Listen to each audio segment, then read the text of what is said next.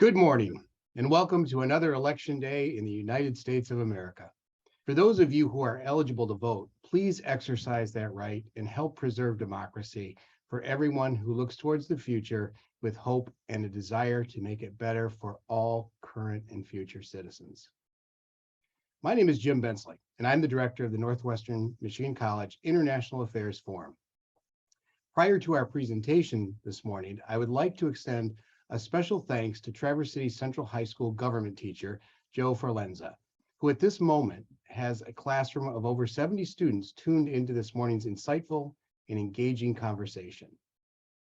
And thanks to all the other students who have a desire to understand Russia's incursion in Ukraine and its ramifications worldwide. We look forward to the conversation. As always, we will offer you a chance to ask Ambassador Kornblum questions following the presentation. Please enter those questions in the Q&A function at the bottom of your screen. And now let me introduce our moderator and speaker for this morning's presentation. Jack Segal is a former senior U.S. diplomat and former IAF Board chair. In the Clinton administration, he was the National Security Council Director for Russia, Ukraine, and Eurasia, and served 10 years as senior political advisor to the NATO commander, where he was responsible for Afghanistan policy. He's an active instructor at NMC Extended Education on a variety of global affairs topics. Ambassador John Kornblum has a long record of service in the United States and Europe, both as a diplomat and as a businessman. He's recognized as an eminent expert on U.S.-European political relations, in particular in Central and Eastern Europe. He served as a U.S. ambassador to Germany from 1997 to 2001. Before that, he occupied a number of high-level diplomatic posts, including U.S. Assistant Secretary of State for European Affairs, Special Envoy for the Dayton Peace Process, U.S. Ambassador to the Organization for Security and Cooperation in Europe, the Helsinki Process, Deputy U.S. Ambassador to NATO, and U.S. Minister and Deputy Commandant of Forces in divided Berlin.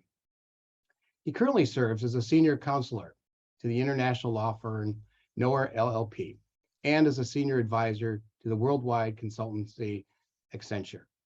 He's a member of the boards of the American Chamber of Commerce in Germany, the American Academy in Berlin, the Deutsche Oper in Berlin, and of numerous nonprofit organizations on both sides of the Atlantic. He received his BA from Michigan State University, and he's been a recipient of many awards, including a Knight's Cross of the Order of Merit from Germany and an Order of Merit from Austria and Eastern Europe. Welcome, Ambassador Kornblum and Mr. Segal. Thank you. Good morning. Thank you very much, Jim, and thank you, Ambassador Kornblum, for taking this time to spend with us and with the students that we just mentioned. Our topic today is the New World Order after Ukraine. But really, to address that properly, you really need to go back to a previous version of the New World Order. On June 12, 1987, President Reagan gave his famous speech at the Berlin Wall.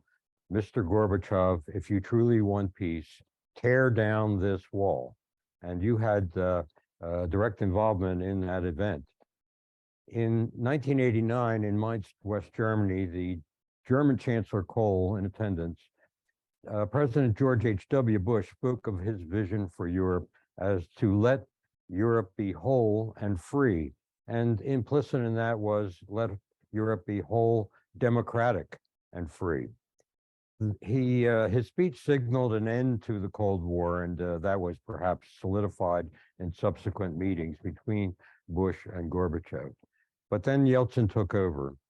The New World Order that emerged seemed, after the Soviet Union collapsed, to include Russia, but subsequent events, particularly NATO enlargement, looked to Putin increasingly like an effort to downgrade Russia. Years later, Putin described the momentous changes in Europe in that period as the biggest geopolitical disaster of the century. You held several key leadership positions during this period, as ambassador to CSCE, as Assistant Secretary of State for Europe, and as ambassador to Germany. From your position inside the decision-making process, as these events unfolded, did you foresee that a conflict with Russia could be avoided, or was it even then apparent it would be inevitable? Well, thank you and good morning first. I'm very happy here to be especially in this forum since I, as you heard, am a native of the state of Michigan, had my education there, and have always remained loyal to Michigan. We're actually from the Upper Peninsula, so this is southern Michigan for us. But I think your question, Jack, is very pertinent for today because it also tells us why we care. There is a lot of debate that goes on about military engagement, and the question is, why is the United States spending so much time on this? The events that you described a minute ago are part of a, shall we say, rebuilding of a world order after two horrible wars in the 20th century, World War I and World War II, plus, of course, the Korean War, the Vietnam War, all sorts of things.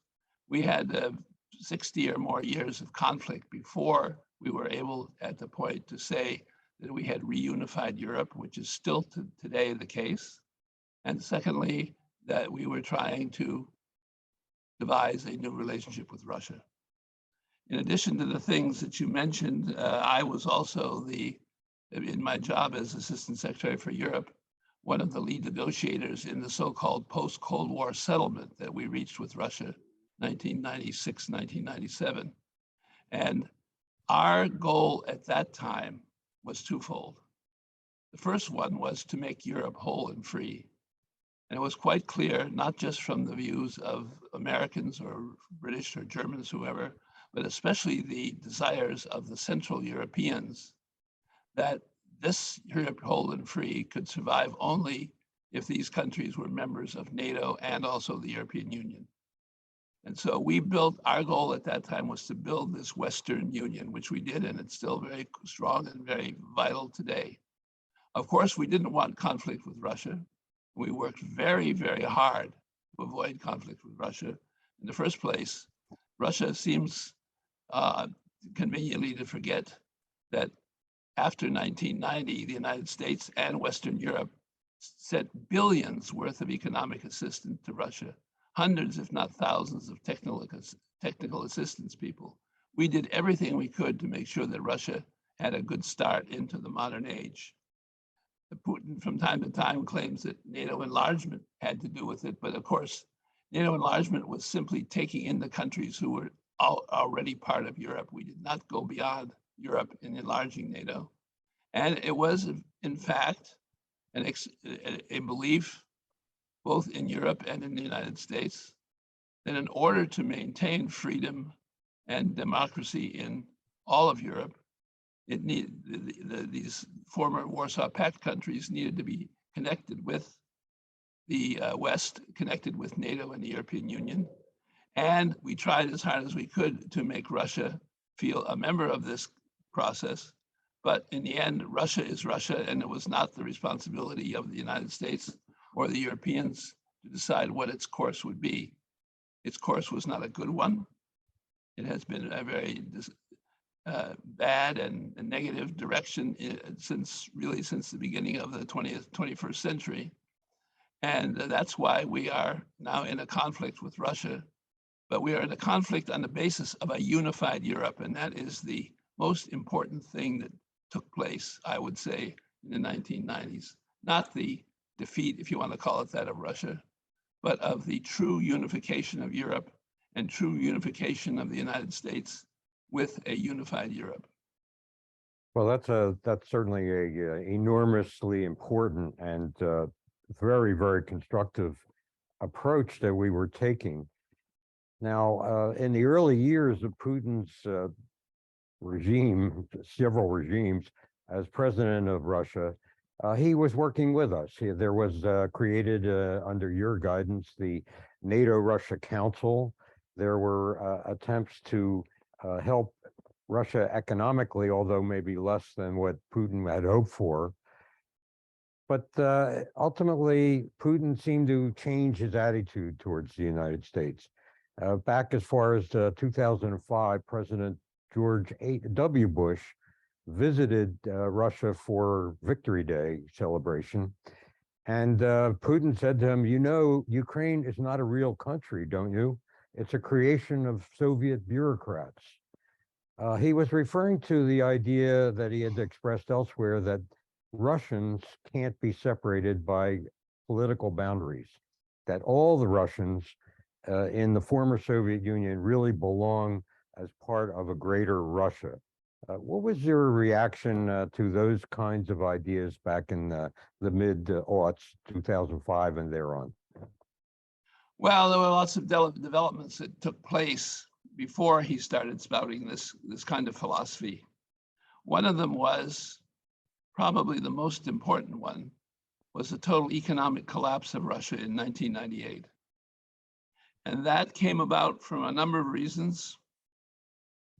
Considerable amount of it was, however, the corruption and the mismanagement that took place in Russia itself. If you read some of the memoirs of people like Strobe Talbot, who was President Clinton's main Russian advisor, he will admit that we somehow lost control of the economic processes in Russia. But then again, it wasn't our job to control the economic processes in Russia. But what happened was that the Russian system very rapidly developed into an oligarchic system. We've all heard that word before.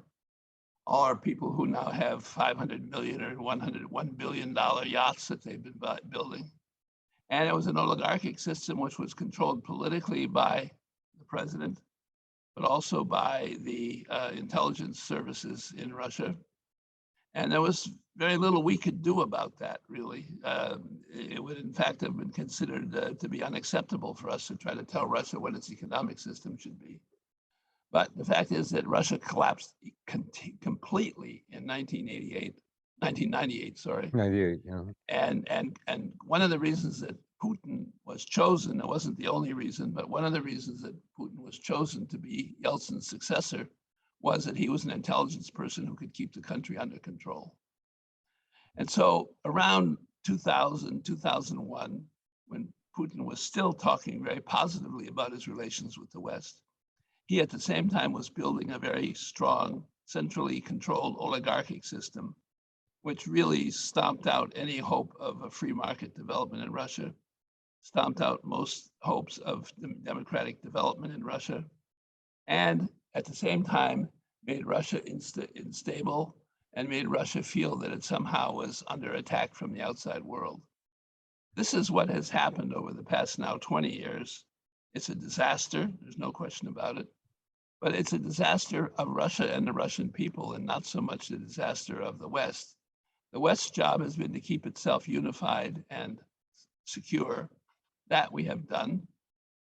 You can see that the very strong Western reaction in support of Ukraine is a signal of that. And Ukraine is a very special issue. We can get into that a little bit later. But the fact is that after Putin started to be building this oligarchic system, it was also either desired or necessary, however you look at it, for him to suppress democracy. And so already by 2007, which had a security conference in Munich, which I happened to have been attending at the time, he came out with an absolute tirade against the West. And that is sort of defined as the beginning of his aggressive anti-Western approach, in which he tried to also stimulate internal support in Russia by playing, shall we say, the Russian imperialistic card. And this has been the issue that we've been dealing with for some time. Both American and European leaders have done sometimes very well, sometimes less well about it. But again, it hasn't been their fault. This is really something which has come out of the instability in Russia, but also out of Russian traditions, which is that of an expansive imperialist country. Well, at that 2007 Munich Security Conference, which you attended, and I'm sure you had a role in discussing what the United States was going to say about things. Putin really, he aggressively put forward a demand, I would say, that the new European security architecture has to include Russia and has to be agreed by Russia. Was that not really something that was going to happen? What was the reaction to that speech, which I recommend to our students that they take a look at that, the 2007 Munich Security Conference speech by Putin? Well, in the first place, we did in fact set up a new European security structure. We did in fact take account of Russia's needs. We did in fact offer Russia cooperation in this new security structure. But one of the basic principles of the European security structure, which he signed on to already, actually was, believe it or not, it was the Soviet Union under Gorbachev who signed these principles in a summit meeting that took place in Paris in 1990. This included concepts such as full sovereignty of all nations, non-interference in the internal affairs of nations, freedom of political choice in nations, freedom of cultural choice in nations.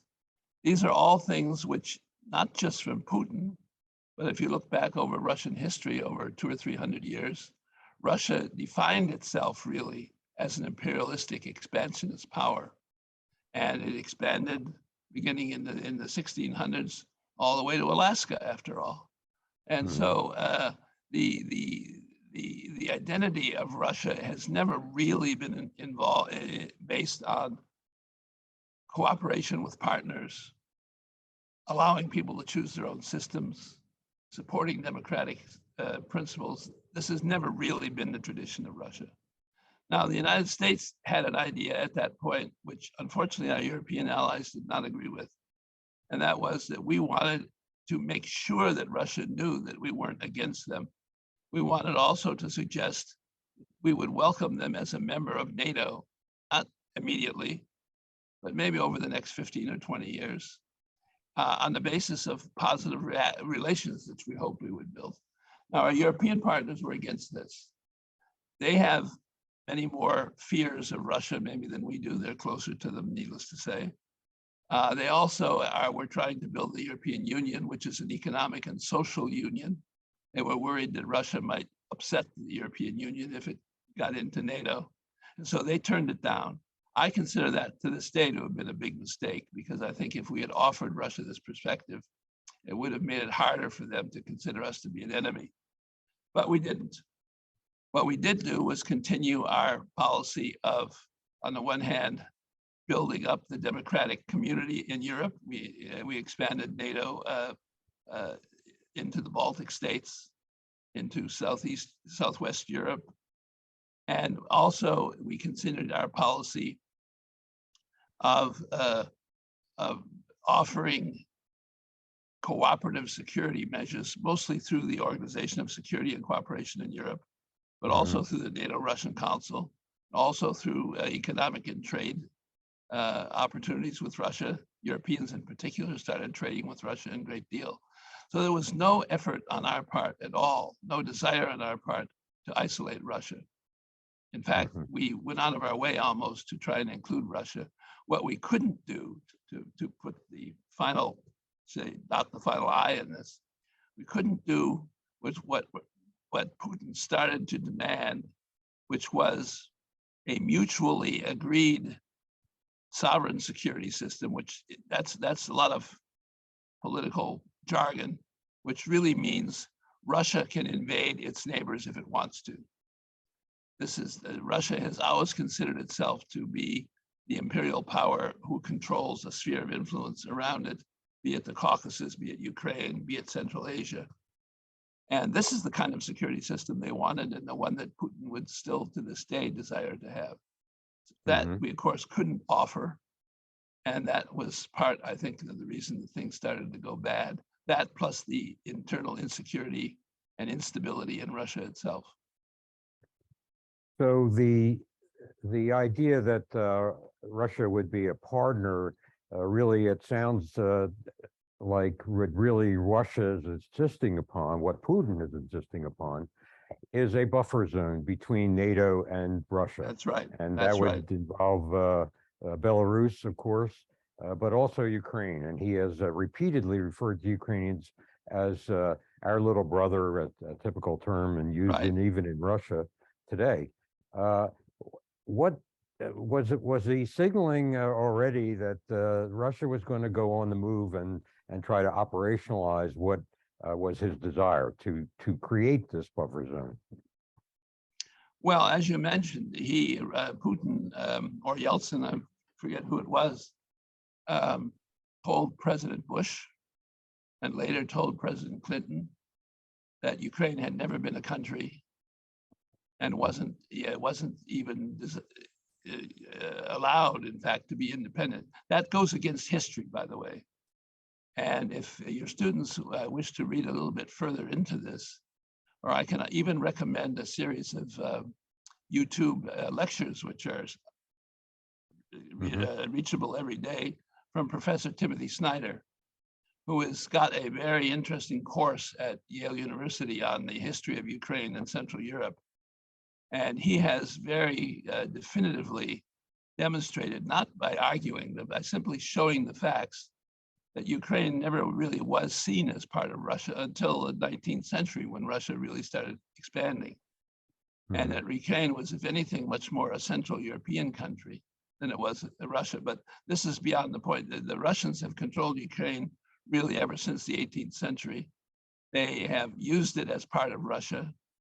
And that is the vision, and maybe the myth, if you want to call it that Putin is trying to further.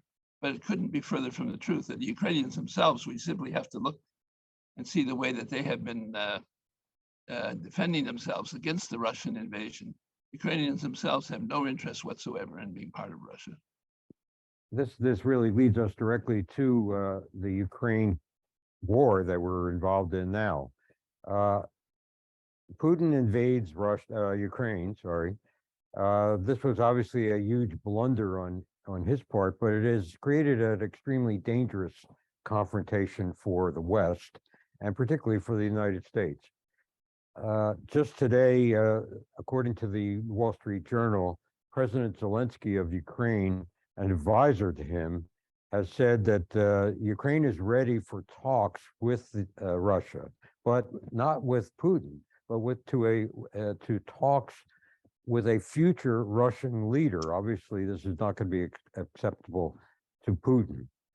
Now, we're in the middle of a slugfest in Ukraine, and we are providing the weapons, we being the West, but particularly the United States, to strengthen Ukraine and make them more and more effective against Russia's very ineffective invasion force. But where does that lead? Where do we go with that? Ukraine's position, which the United States has endorsed, is a total withdrawal of Russian forces from all of Ukraine, including Crimea and the Donbas region. Is that a reasonable expectation, or are we simply signaling let's say, an opening position in a negotiation? And should the United States be in the lead of that negotiation? Well, I think this is a good point to raise an issue which I wanted to raise anyway, and that is, why are we there at all? And if you're sitting in the United States, or if you're sitting in Western Europe, you might logically ask, well, this is a country, it's there, has been part of Russia, it's far away from us. Why do we care whether it's independent from Russia or not? Let them settle their own differences. Well, the reason that this is not an acceptable approach goes back to what we were talking about before. As the Cold War was ending, and it's very important, especially for your students, to remember that the Cold War first was a political war, a political and economic war mostly, but it did not come from nowhere. The Cold War eventuated because there had been these two horrible wars in Europe beforehand, 1914 to 18 and 1939 to 1945, which essentially destroyed Europe as we had known it, and essentially destroyed the world balance of power as we had known it. Up until really 1939, the world was guided essentially by a European balance of power, and the relatively small countries of Europe actually controlled about 70% of the world. And so this was probably bound to collapse, but it did collapse. And so when World War II was over, Germany was, of course, totally defeated, wasn't even a sovereign country anymore at that point. And the Russians had, one has to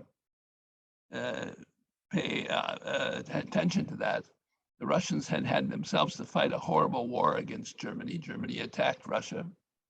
And so the Cold War was really an effort by Russia to gain control over all of Europe, and a decision by the United States, and here's the key point for our discussion today too, a decision by the United States that maintaining a free and democratic Europe was essential to American interests. This has been our view since 1945, and it's our view today. There are many reasons for this. First, still the large majority of Americans look back to European heritage of one kind or another. It is, in fact, the United States and Europe are two branches of the same Western civilizational tree. Secondly, is because our well-being depends also on the interaction, the trade, the intellectual fertilization and everything from Europe.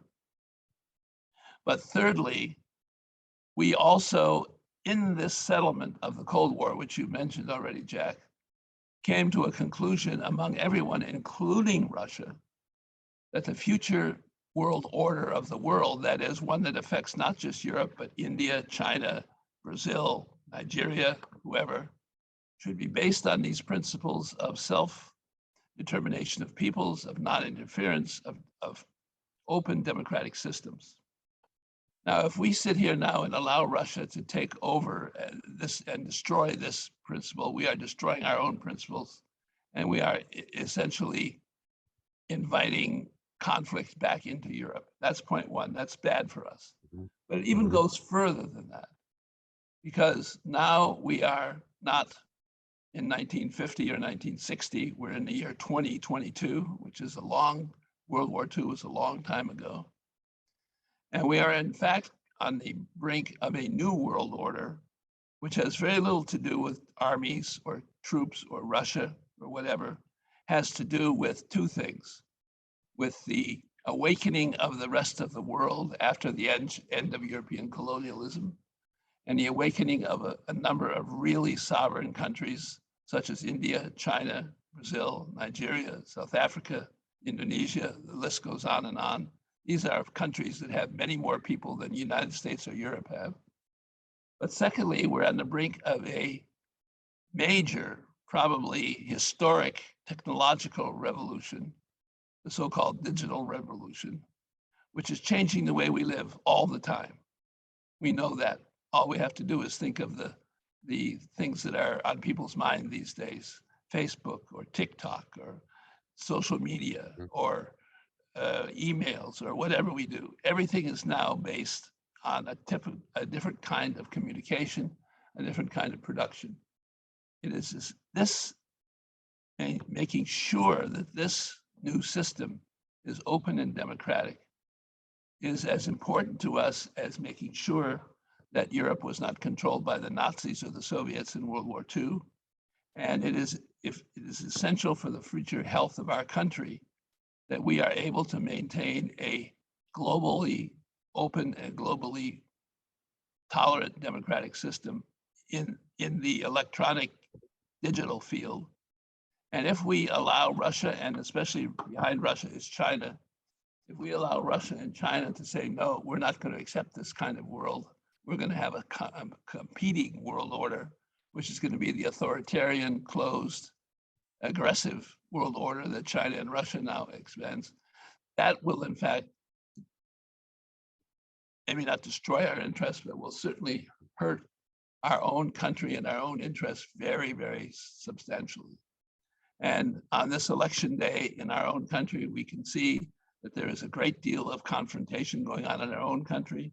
Part of this comes from the fact that there's been so much social, technological, intellectual change over the past 35 or 40, 50 years. And so it's very important that the world understand what the foundation of our future should be, not just in Ukraine or Russia or Europe, but also in the United States. So it's very, very important for us not to allow the Russians simply to go in and take over a country, which is, by the way, the largest country by land area in Europe, and is home to 45 or 50 million people. This is not a small little country. This is a major European country.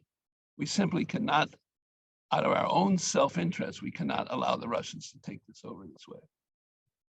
Well, that's a extremely important and very firm point. As you point out, Ukraine, to put it into a context that students would understand, it is equivalent to all of the eastern United States, east of the Mississippi and north of the Mason-Dixon line.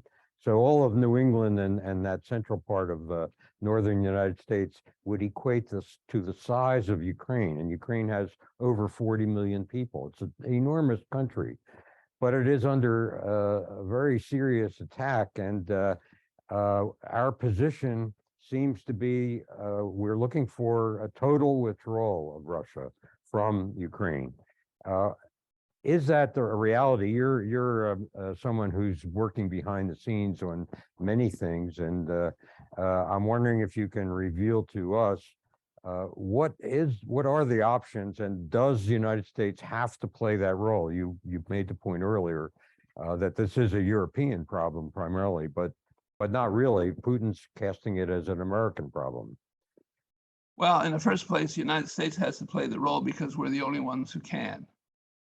And the way that the European situation has developed, shall we say, since 1914, that long ago, since World War II, is that the United States is the balancing power in Europe. I worked on an article which appeared in Foreign Affairs 25 years ago, signed by Richard Holbrooke, which said the United States is a European power, and we are the European power. So Europe is firm and steady as long as the United States is firm and steady. If the United States is not firm and steady, Europe is not. I spent most of yesterday in a discussion conference in Germany here, and the main point that everybody made to me was, please ensure us that the United States is going to stay firm because we can't do without it. So we are, in fact, the balancing wheel in Europe, but Europe in return is a very important source of support of a market. It has, by the way, the European Union has nearly 500 million people, considerably more than the United States. And so this is not just some small foreign country. Europe is in fact the equal balance of the United States, and the democratic community that we've been able to build after World War II stresses really from the Russian border in Europe to the Russian border at the Bering Straits, whose closest neighbor, of course, is the United States. So this is very much our own business. And it's very much something that affects our lives. It will affect the life of every student watching today if it goes wrong. And so it's a very difficult problem, not an easy problem, but it's one that we can't simply say it's far away and it's not in our interest. Before we turn to audience questions, let me just kind of draw in your experience after you left government was in international business and trade. You became quite expert in China, which you alluded to earlier.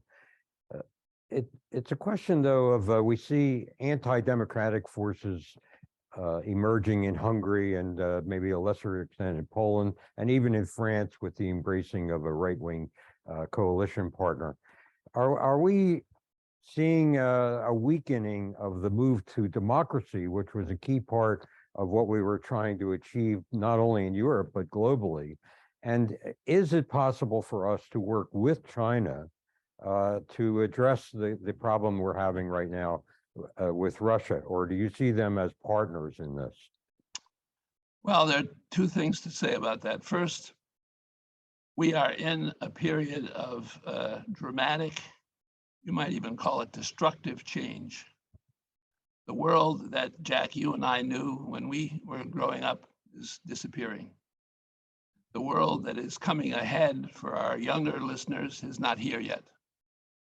We don't quite know what's going to happen with all the upheavals which are taking place. You just need to think for a second to add them all up. Not only the technological change, but also climate change, also pandemics, also new powers coming on the scene, also massive movements of refugees who are caused partially by either the pandemics or by the new powers. In other words, there is hardly a corner of public life which we can say is calm and steady and predictable right now. Hardly anything is predictable. Hardly anything is calm and steady. Who would have thought that we would have had to take essentially 2 years out of our lives to deal with the pandemic just recently? Nobody could have predicted that. So the fact is that, no, I don't think democracy is on the run. In fact, the number of democratic countries continues to grow in the world. But I think the fact is that defining what democracy is, defining what the issues are and defining in particular how people feel about their lives in this new evolving world is going to be very difficult.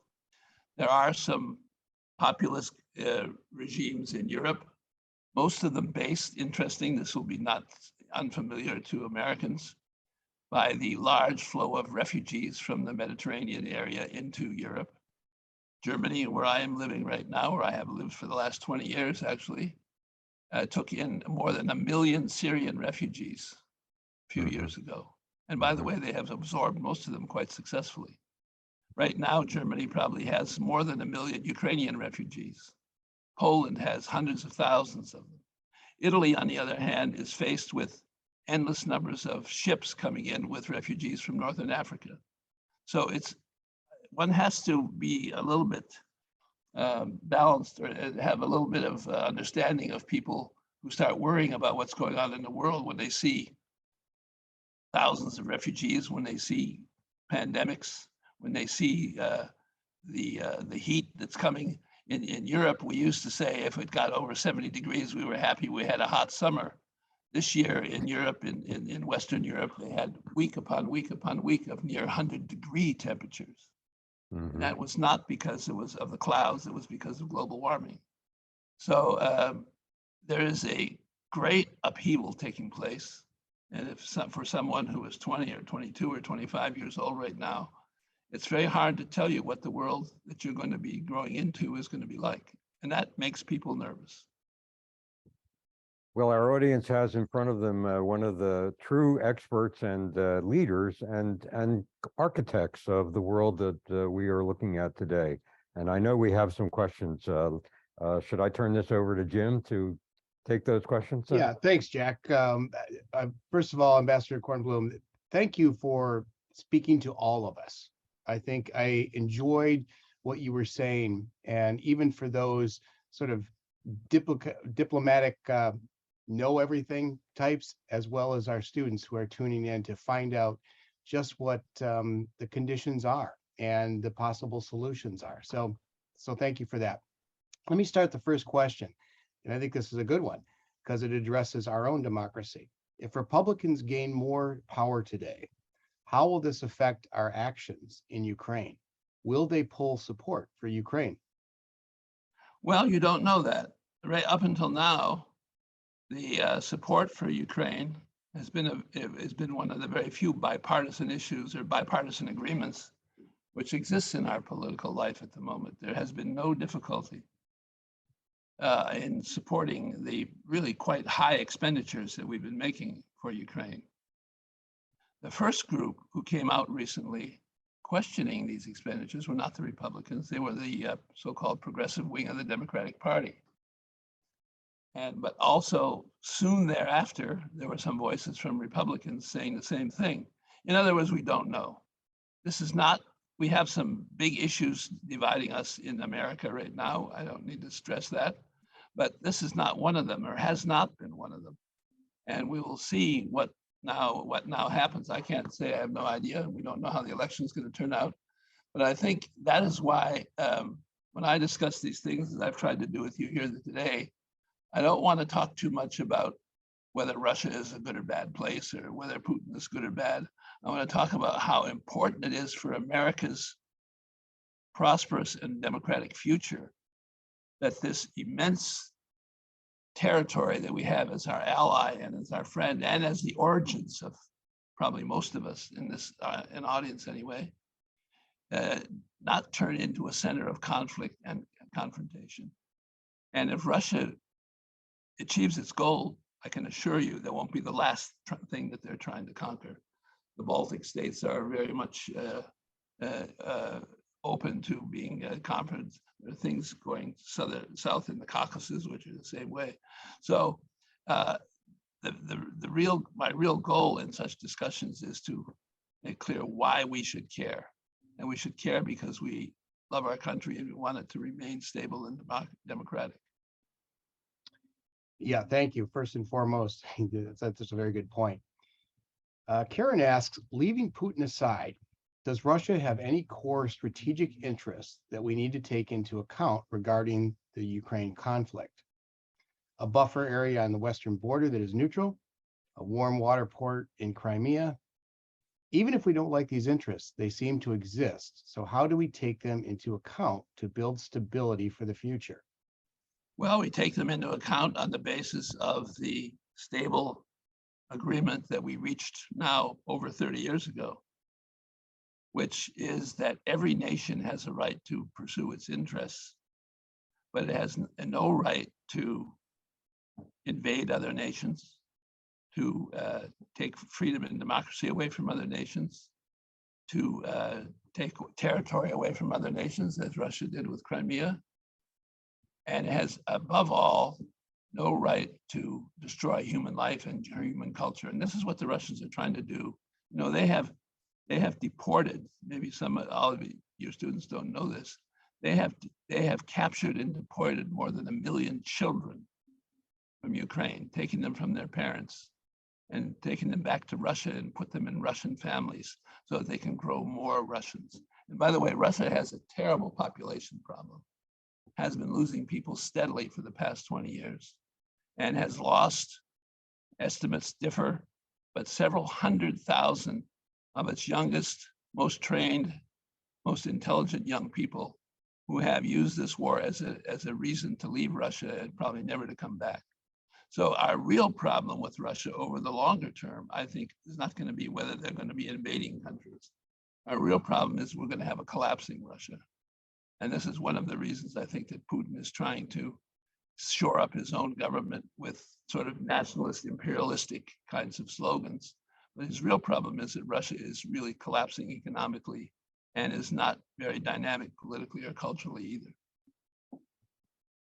Yeah, so that kind of sort of leads into, I think, a good question we have from Rick here.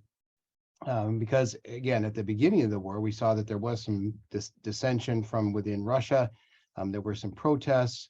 We had some hope that maybe the society would rise up, at least in theory, against Putin and say, we don't want this. Obviously, propaganda plays a huge part, and that's controlled by the state. So question from Rick is there any hope that social, cultural changes within Russia will impact Russian policy? Well, there's great hope, but right now there is very little hope that these social and political changes will take place through demonstrations or through debate or through elections or whatever, because Putin, especially since 2000 when he took over as president, has been systematically destroying any opposition that existed in Russia. I'm sure some of you have heard of Mr. Navalny, who was one single person who is so strong and so eloquent that he really does have quite a movement behind him. And Putin was so worried about him that he had him arrested on a trumped up charge. And he is now in a prison camp somewhere in Siberia. But even from his prison camp, he is able to communicate, and he is still someone who offers another hope for the Russians. But to hope that it will happen the way it happens in Western countries, either through elections or through debate or even through demonstrations, whatever, I don't think there's very much hope of that, because for two reasons. There's very little tradition of that in Russia, and secondly, the little tradition that was there, Putin has systematically destroyed over the past 20 years. We have a question, I believe, from one of our students tuning in. And she asked, do we foresee Russia ever joining NATO? I mean, it's maybe a pie in the Well, sky dream, but no, well, let's say it's at the moment, doesn't seem to be a terrible practical dream. Mhm.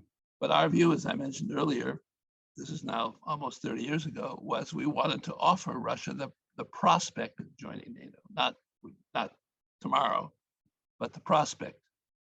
And it should be working towards that. I still to this day am sad that we weren't able to make that offer. Might not have had much effect, but it would have at least been an offer.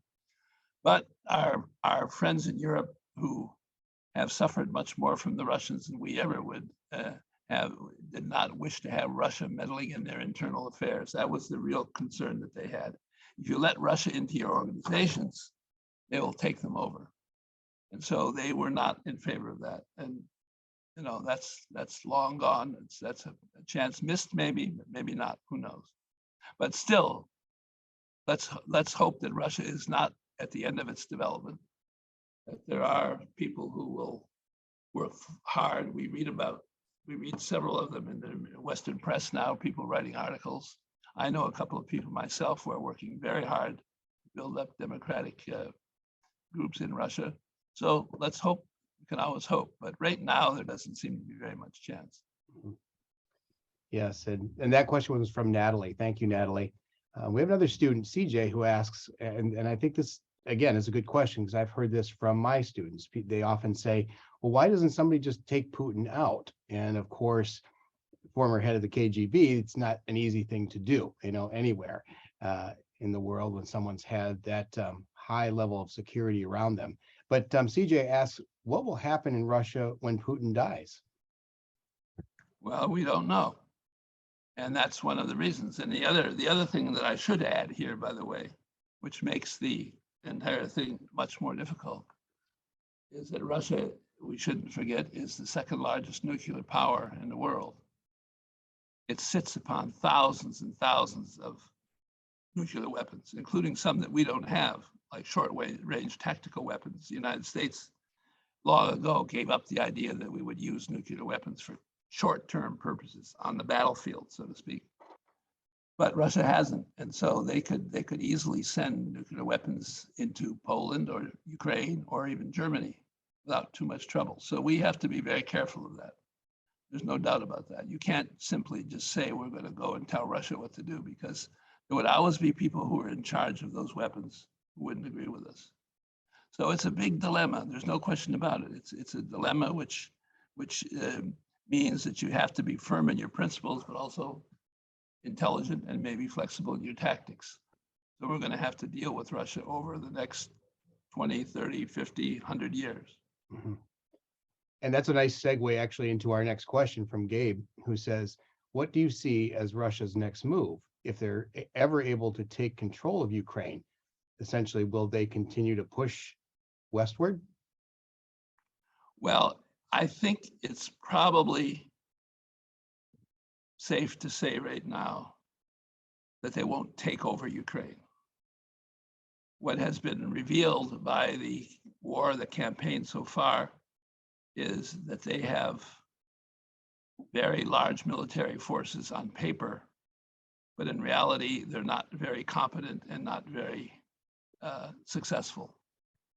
And so if you believe what you read, the first strategy that Putin had was to run in there and take over Kiev real fast, put a new government and then declare peace. That didn't work out.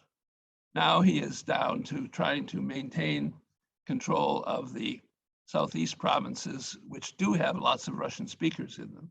But Russian speaker is nothing to do with having to do with whether one is loyal to Ukraine. The Russians have fabricated this idea that if you're a Russian speaker, you're really a Russian, you really want to be part of Russian. That's not the case. Ukraine is a country with several dozen different minorities, and Russian speakers are just as loyal Ukrainians as anybody else. But their goals have now been reduced down to just trying to maintain control of the southeast region. So they're not going to take it over. But the real question is not that. The real question is,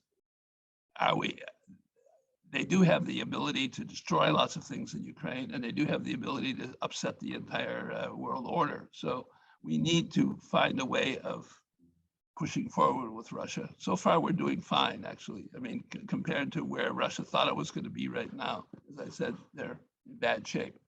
But there is no way that we're going to be able to, shall we say, invade Russia. We wouldn't do it anyway. But so we're going to have to find some way of dealing with this Russia over the next decades. Yeah, thank you. Marcia asked, what is the possibility of the OSCE taking an important role in working to bring a more peaceful and acceptable closure of the Ukraine war? Well, the OSCE is one of my favorite organizations. In the first place, the OSCE has played a major role in Ukraine for the past really 10 years, ever since Russia started its campaign. And it had, I don't know the exact number, but several hundred, maybe even more observers and peacekeepers in Russia, in Ukraine rather, for 8 or 9 years after 2014. But the OSCE is not a, shall we say, a military organization. It is not even an active political organization. Its role, the OSCE was brought about in the early 1970s when the Western countries decided that if there was going to be a movement towards, as we called it in those days, détente with Russia, it had to be on the basis of agreed principles. So we negotiated something which is called the Helsinki Final Act, which is really the best statement of modern civil society that you can read anywhere. That and the Universal Declaration of Human Rights of the United Nations, which was agreed in 1948. Those two documents are the real constitution of human rights in the world. And I'm very proud that I was part of the negotiation of that document, even back that long ago, if you can imagine that. But it is not somebody who goes off and negotiates peace or who has an army that goes off and fights for peace. OSCE has had military peacekeepers. OSCE has had a conflict prevention office. OSCE has a major council which talks about political agreements. It also has someone who deals with national minorities. But the real solutions that we need are done by governments and by organizations such as NATO and the United Nations. So, but if I could just interject then, that we're back to this question of what role will the United States play in finding a route to end the war in Ukraine? Putin doesn't want to talk to Zelensky. He wants to talk to the United States. Zelensky's spokesman is saying today, we don't want to talk to Putin. We want to talk to his successor. We're really nowhere in terms of moving forward on talking, but Russia has millions of rounds of artillery that they could lob into Ukraine for the indefinite future. And we're not going to attack those artillery pieces that are stationed in Russia itself.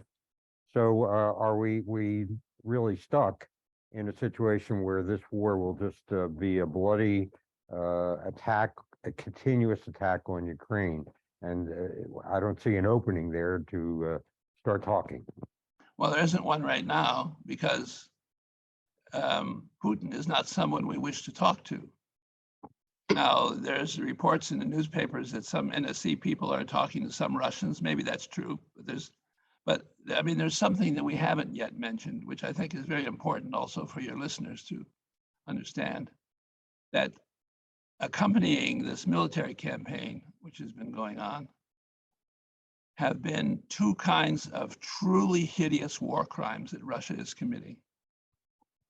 And we shouldn't forget that. Trump, Putin in this case is allowing his soldiers to do things that haven't been done since World War II. Mm-hmm. Killing people. I mentioned exporting young people out of Ukraine. They're doing that, but they're also killing people left and right. The number of people killed by Russian soldiers, simple civilians who were just shot down, is in the tens of thousands. But there's another kind of war crime that they're committing, which shows you again how interconnected the world is. And that's, shall we call it, the nutritional war crime. Nobody knew this before. I didn't know it, but most of the world's wheat comes from Ukraine. Most of the world's oats comes from Ukraine. And the Russians blockaded Ukrainian southern ports, so the Ukrainian exports of food to people who are truly starving to death in Somalia and Ethiopia, Central Africa, but also people who are living in South Asia or even in South America were dependent upon that food that was coming out of there. Russia has simply blocked it off. That's a war crime. That is dealing with the lives of people, including small children and whoever else in places all over the world. The other thing that Russia has been doing, which is also a kind of a war crime, which could turn out to be a disaster, is it's been attacking nuclear reactors, and the danger that a Russian attack could set loose unbelievable radioactivity, which would very rapidly flow through the currents of air that go around the world, all over the world. And they seem not to care about this. So the question is, talk to whom about what? About stop being war criminals? About starting people starving in the third world, or about threatening nuclear holocaust?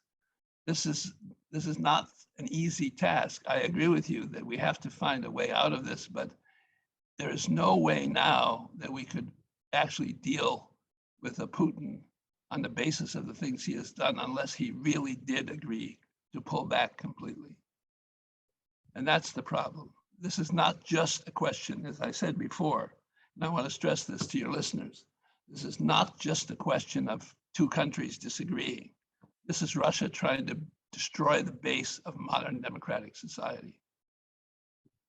Key point. Jim? Yeah, well, we have time for one more question, and I'm going to take one from Richard, who asks, are the Russian elites who benefit from the policies of Putin administration likely to get significantly concerned with their status and safety that they will push for new leadership?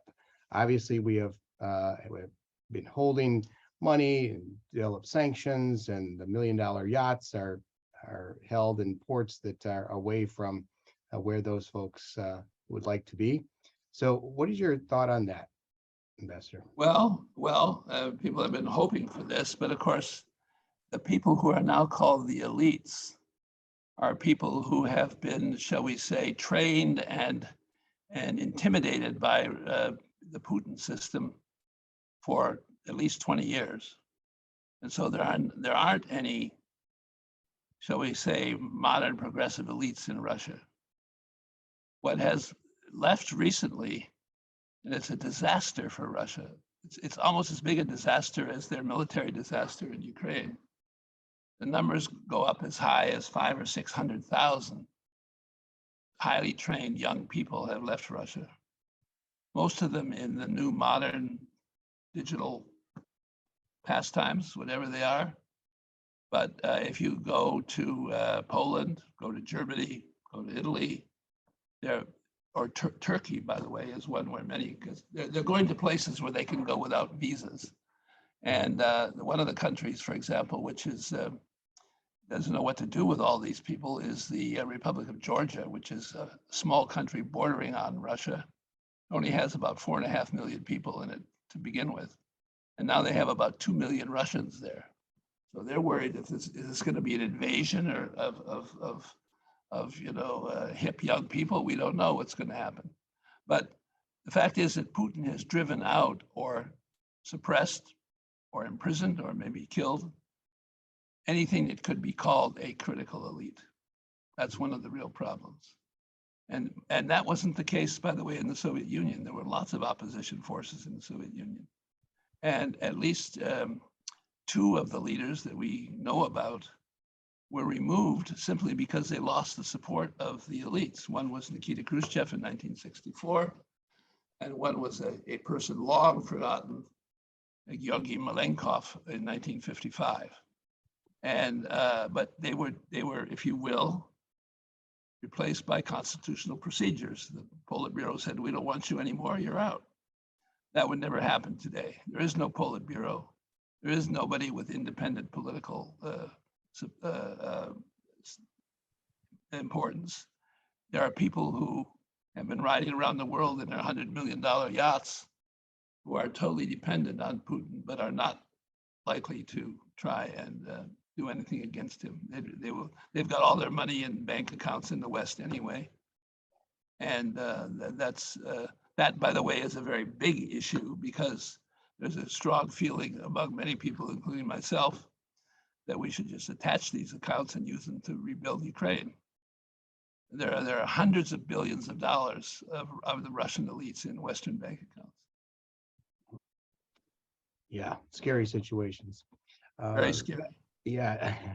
Jack, any final words from you regarding what Ambassador Kornblum has discussed here today? Well, it's been a real privilege to share the podium with this distinguished member of our political leadership. And I want to thank the ambassador for spending time with us. And I encourage people to go to YouTube, where he's had a number of recent discussions along with this current theme that will be very valuable to get a little deeper into his thinking and into the thinking of so many other leaders with his experience. Thank you very much, Ambassador. Thank you very much for the invitation, and it was especially nice because you're in Michigan, which is still my home. Great. So thank you, John, and thank you, Jack, for a critical conversation that certainly painted a more detailed picture of the geopolitical ramifications of the situation in Ukraine. And thank you to all the students who joined us this morning, to Kyle Morrison at NMC Educational Technologies, to all of our members and future members, and to Alex Tank at IAF for his work in helping to make the event run smoothly. I would encourage you to please sign up for our e-news at tciaf.com and subscribe to our YouTube channel at TCIAF. Also, pay attention to your IAF e-news, as we will be revealing our informative spring schedule next month. In addition, on our website, there's also a link that will help support the 10-year anniversary offering of the IAF Academic World Quest winning team's travel to Washington, D.C. for the national competition. So please check that out. From all of us here, thank you and enjoy the rest of your day. Thank you.